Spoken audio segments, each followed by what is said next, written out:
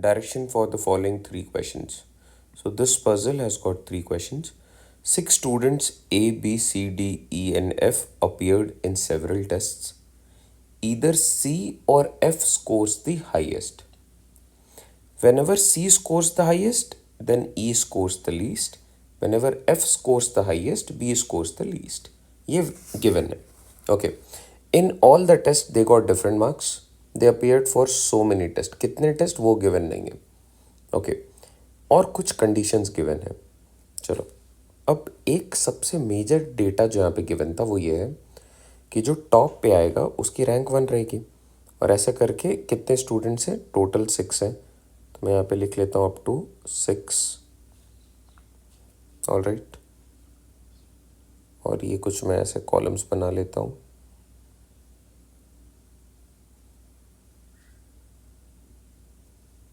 All right. Number 1 पे आपको क्या दिख रहा है? कौन है? नंबर 1 पे मेरे पास दो केसेस बन सकते हैं. Number 1, I can have either C or F. Now, if C is at rank 1, then E scores the least. C scores highest, E scores the least. ठीक है. दूसरा केस क्या कहता है? अगर F स्कोर कर रहा है highest, that is F is at rank number 1, in that case B scores the least. तो B यहाँ पे आएगा. All right. Now, एक और डेटा कह रहा है D scores higher than A. तो D की रैंक अच्छी होगी A से. But they are close competitor. Close competitor का मतलब यहाँ पे ये होगा कि they are adjacent to each other.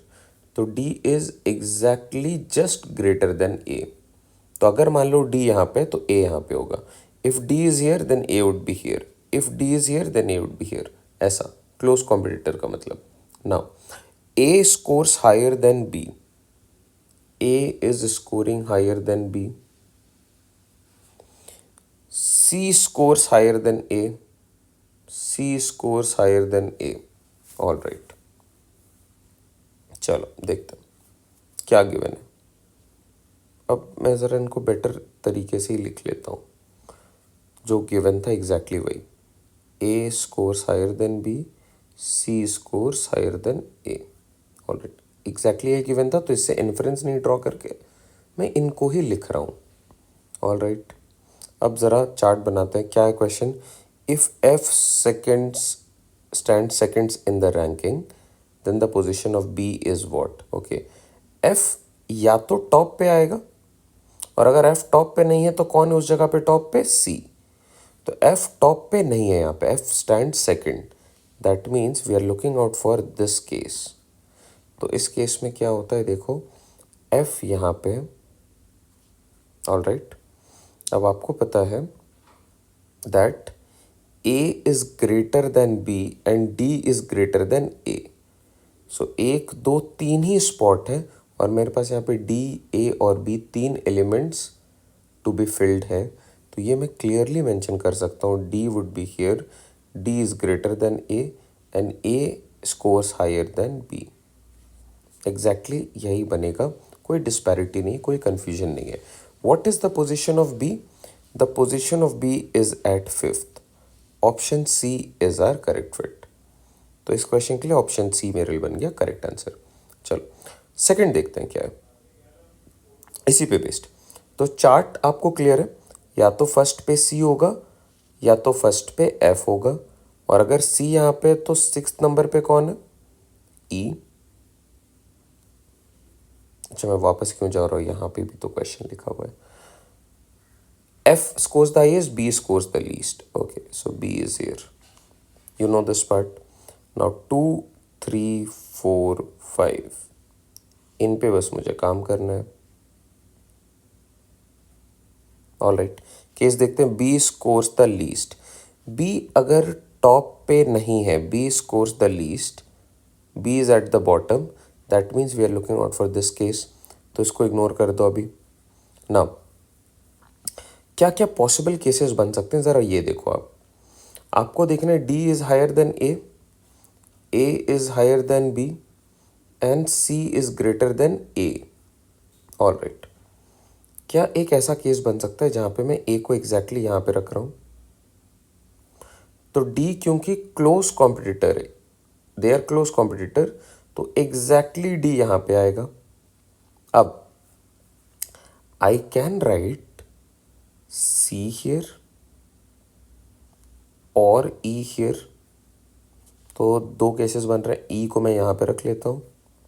दूसरा केस ऐसा होगा, सी यहाँ पे आ जाएगा, ई यहाँ पे आ जाएगा, और उसके साथ साथ एफ यहाँ पे, डी यहाँ पे, ए यहाँ पे और बी यहाँ पे। देखो जितने केसेस गिवन है सारे फॉलो हो रहे हैं इस वाले केस पे भी, तो ये भी कंसिडर हो सकता है। या आप ऐसे भी बना सकते हो, एफ यहाँ पे, बी लास्ट पे ही है, और आप इस बार ई को आप यहाँ पे रख लो, पॉसिबल है। Now you can place a here, और ए के जस्ट ऊपर कौन आएगा? डी, और डी के ऊपर रहेगा सी। नाउ इज इट नेसेसरी कि हमेशा डी के ऊपर ही रहेगा सी? नॉट नेसेसरली ट्रू, क्लियर है। बट सी हमेशा ए से ग्रेटर रहेगा, सी हमेशा ए से ग्रेटर है, सी हमेशा ए से ग्रेटर है, सी हमेशा ए से ग्रेटर है। D is always scoring higher than A, D is always scoring higher than A, and A is always scoring higher than B. यही तो डेटा गिवन है आपके पास। ई के बारे में और सी के बारे में एग्जैक्ट वैल्यूज नहीं गिवन है, तो इस तरीके से ये तीन केसेस तो मुझे दिख रहे हैं। तो आप बताओ what is the rank of C? C is at either second और थर्ड। देखो सी यहाँ पे, सी यहाँ पे, सी यहाँ पे, तो या तो वो सेकंड पे या तो थर्ड पे, सी और कहीं पे नहीं आ सकता है। अगर आप सी यहाँ पे रखते हो तो ये पॉसिबल ही नहीं हो पाएगा। तो सी इज एट सेकंड और third, option D is are correct fit. I hope follow कर पा रहे हो। चलो नेक्स्ट देखते हैं। Again 1 2 3 4 5 6, if C scores the highest, E scores the lowest, F scores the highest, B scores the lowest.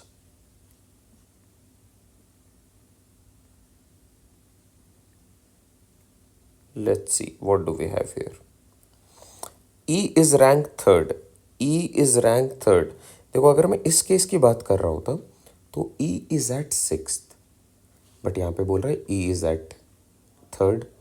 तो अगर E थर्ड पे है तो ऑब्वियसली मैं इस केस की बात नहीं कर रहा हूँ, मुझे E को थर्ड पे रखना पड़ेगा। ऑल राइट, अगर E थर्ड पे आ चुका है then which of the following is correct?